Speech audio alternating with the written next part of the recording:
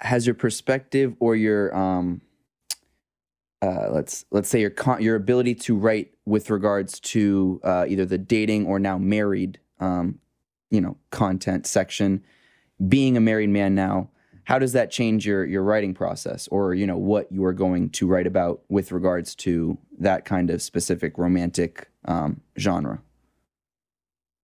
I find that like 90% of it that hasn't really changed. It's still applicable.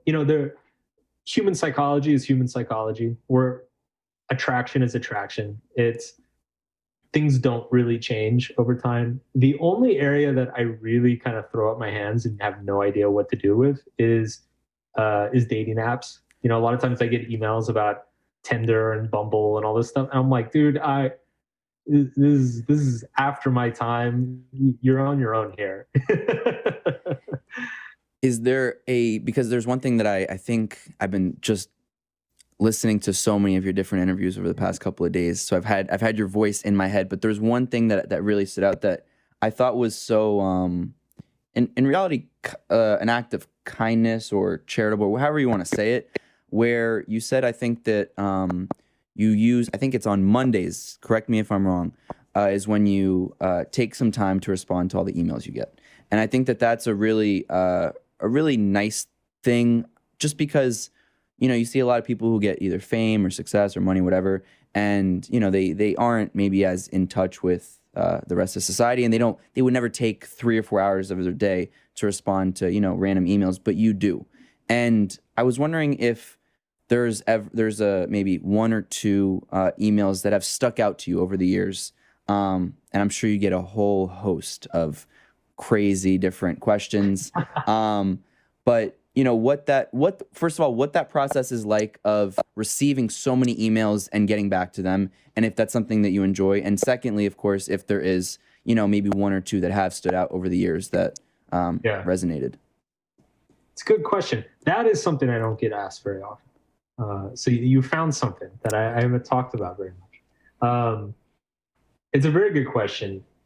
It's funny. So I'll speak to kind of the general experience first, and then I'll kind of get into some specific examples. But I've always felt very strongly that I want to. It comes back to that kind of anti-guru thing. Like I want to keep a direct line to my readers and understand what's going on in their lives and understand like who they are.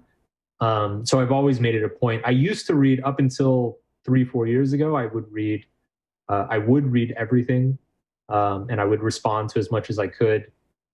Since subtle art took off, the quantity has gotten to the point where it's my assistant kind of screens them down, and I probably end up getting through anywhere from a quarter to half of them on a good week. But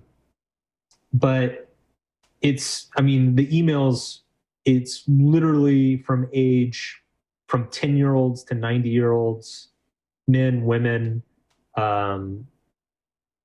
every country around the world, and it's funny too, because sometimes I'm amused by what people think I'm going to have advice for. I've gotten emails from young women in India or the Middle East who their parents are marrying them off to some guy they've never met, and they're like, I want to run away, but I don't know what to do. What should I do? And I'm like,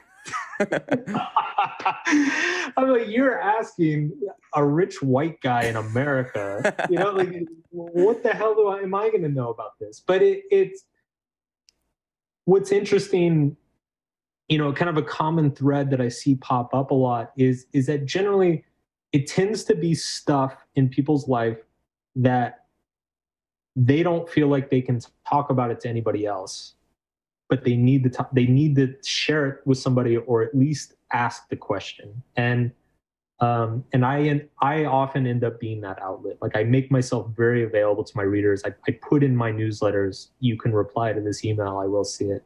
And so what I've kind of discovered over the years is that actually a lot of the value that people get from emailing me isn't even my response. It's just the fact that they are typing this up to another human being, and they know it's going to be read by that human being. Because it's, emails like that, like I respond to these women and I'm like, I have no idea, but I'm really sorry you're going through that. And it's even that alone, they're often very grateful for that.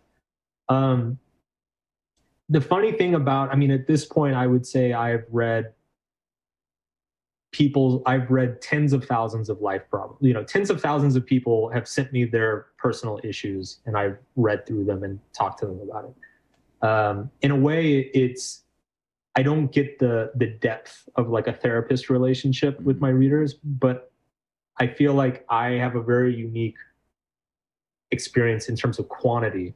It's like a therapist will work with maybe a few hundred people throughout their career. I'm communicating with tens of thousands of people, and so the most incredible thing is you just realize that there are really only like 8 or 9 problems that everybody has over and over and over again. And even the more incredible thing is that everybody thinks that their problem is unique to them. Like they don't think anybody else understands what they're going through. And I'm like, no, you're like the 4th email today that has said this.